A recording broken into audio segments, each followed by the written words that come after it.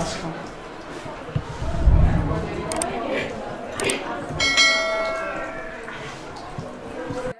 چهارروز می شود که در ولایت سوخت مرحله دوم ایمونیزاسیون بر ضد بیماری فلج ادامه دارد. حالا دکتران در 700 مؤسسه های طبی ولایت کودکان را از ایمونیزاسیون میگذرانند. دکتر عایلوی مرکز سلامتی رقم 5 شهر خوجند نادره مومنووا میگوید این مرکز بیش از 55,000 اهالی را فرا میگیرد و دوام 4 روزه ایمونیزاسیون بیش از 50% کودکان الکی واکسینه گرفتند. به ایمونیزاسیون کودکان سالی تولدشان از 2016 تا 2021 جلب کرده می شوند. به این گروه کودکان واکسینه NOPV2 دو قطرگی چکانیده می شود. دکتران دستی هر یک کودک واکسینه گرفته را مخصوص نشانه می کنند که این کار از ایمونیزاسیون گذشتن آنها را دقیق می کند.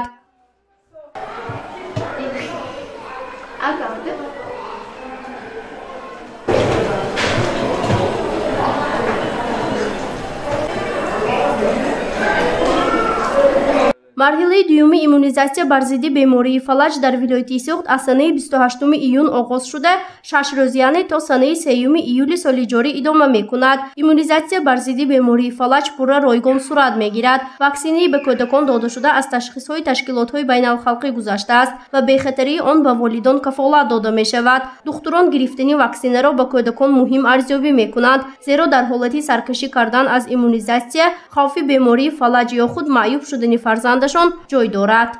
خودی بیماری فلج این بیماری سیرویتی بوده، برانگیزندش ویروس می باشد.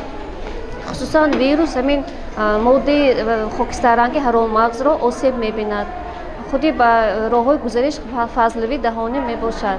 علامت های بیماری طبی بلند، کودک ناآرام و در مدت 2 هفته یا 10 روز 14 روز و پارالیچی همه پریزی همه مشکل دیده می شود.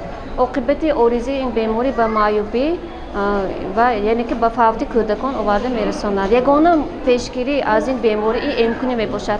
در دو مرحله ایمونیزاسیون بر ضد بیماری فلج همگی بیش از 300,000 کودکانی تا سن 5 ساله جلب کرده می شوند. در این دوره کودکانی که در مرحله اول واکسینه گرفته بودند باری دوم می گیرند و آن کودکانی که تا سنه 3 ایول تولد می شوند یک مرتبه واکسینه می گیرند. دکتران تاکید می کنند که یگانه راهی پیشگیری از بیماری فلج بین کودکان این گرفتن واکسینه می باشد. تنها با آن کودکانی که بیمار هستند یا اینکه طبی بلند و درون رو می باشند گرفتن واکسینه اجازه داده نمی شود. لیکن بعضی کودکان با طبقه مراجعت کردن بیمار هستند، آنها را معالجه کرده بعد همین واکسینه امگذرانی بعضی بیماری فلج میگیرند. اگر ممکن نیست طبی بلند یا اینکه ضرورت دل بهزوری پرتو اگر التهاب شدید روده معده داشته باشند ممکن نیست بعد از آن میتوانند به خاطر واکسینه امگذرانی بعضی بیماری فلج را گیرند. در مرکز سلامتی رقم دوم شهر خوجند نیز به کودکان ایمونیزاسیون کرده ایستادند. دکتران میگویند مرکز 20 منطقه شهر خوجند را در بر میگیرد و در اینجا زیاد از 2000 کودکان گروهی مقصدناک از ایمونیزاسیون میگذرند. از این تعداد تا امروز 40% کودکان واکسینه گرفتند. دکتران تاکید کردند که بیماری خوفناک فلج اساساً بین کودکان تا سن 5 ساله دیده می شود. از همین سبب به ایمونیزاسیون محض این گروهی کودکان جلب می شوند. ما نیز با دستگیری آلیانس گلوبالی گاوی و اینچنین تشکیلات عمومی جهانی تندرستی با خزینه کودکان آن یونیسف دسترس شده است واکسینه ها بر ضد بیماری فلج. کودکان گروه های مقصدناک چخیلی که در بالا قید کردن کودکان نوزاد تا سن 5 ساله باید حتما بر ضد بیماری فلج ایمونیزاسیون گیرند.